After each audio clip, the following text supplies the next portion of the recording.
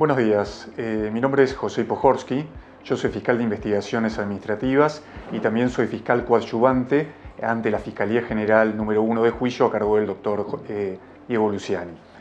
En este día de lucha contra la corrupción, yo quería señalar también un detalle importante.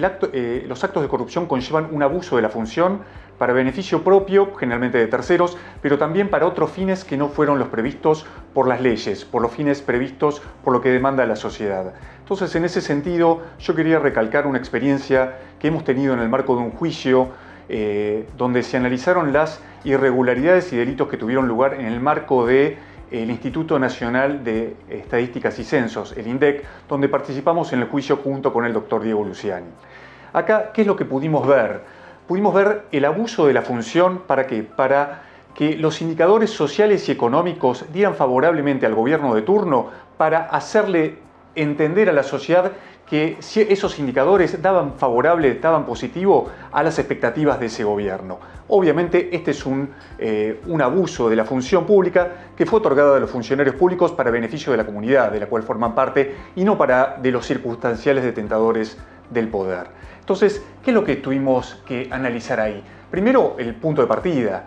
La gente dejó de creer en estos indicadores sociales y económicos. Nosotros, como representantes de los intereses generales de la sociedad, tenemos que devolver o formar parte de ese proceso de devolver la confianza perdida en estos indicadores sociales para que la gente vuelva a creer en este INDEC cuya credibilidad había sido puesta en tela de juicio. El juicio era importante en ese sentido, era el cierre de esta tarea que había sido ya iniciada durante la instrucción del proceso. ¿Qué es lo que tuvimos que hacer? Analizar distintos indicadores de precios al consumidor y ver, cómo se habían adulterado y falsificado esos indicadores. ¿Para qué? Para que dieran cifras más favorables a estos gobiernos. Ahora, esto no es una tarea sencilla. Esto es una tarea que demanda conocimientos especializados. A ver, nosotros somos fiscales, nosotros somos abogados, nosotros conocemos de leyes, nosotros conocemos de reglamentos y normas y disposiciones, conocemos de expedientes digitales, expedientes en papel y diversa documentación. Pero cuando tenemos que analizar un caso como este, con la complejidad que demanda, tenemos que ver otras cosas. Tenemos que analizar documentos estadísticos, tenemos que analizar papeles informáticos, tenemos que analizar otro tipo de información. Entonces, estos saberes interdisciplinarios son los necesarios ¿para qué? Para exponer adecuadamente el caso, para llevar adelante adecuadamente el juicio, para convencer a los tribunales y también para que la sociedad vea qué es lo que pasa en un caso tan complejo como esto. Reitero esto que habíamos dicho. La sociedad estaba pendiente de este juicio para saber qué es lo que había pasado con todas las sospechas que estaban dispersas a partir de la información que la prensa y diversos actores sociales habían dado al respecto. ¿Qué es lo que nos tocó ver en este juicio? Tuvimos que reconstruir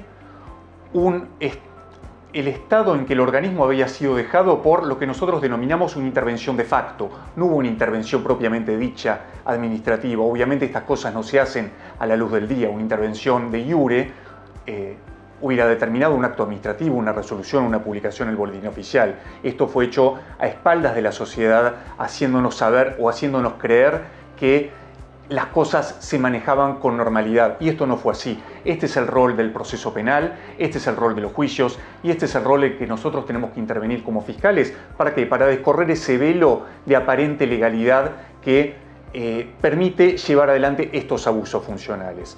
A lo largo de muchas audiencias de juicio, lo que nosotros pudimos determinar es básicamente maltratos, descrédito y hostigamiento a empleados públicos honestos y capacitados por muchos años y muy formados. Ellos nos pudieron relatar ante el juicio, ante los tribunales, cuál fue su experiencia directa vinculado a estos casos. Esta fue nuestra tarea. Pero no se quedó solamente en hacerle decir a quienes fueron las víctimas de estos delitos, en quienes sufrieron en carne propia, como funcionarios, como empleados estatales, lo que pasó. También teníamos que analizar documentación y papeles, teníamos que analizar información estadística y, por ejemplo, como hoy en día sucede, información procesada a través de aparatos informáticos. Había que ver, bueno, cómo esta maniobra se desenvolvió a través de los servidores y de los sistemas informáticos.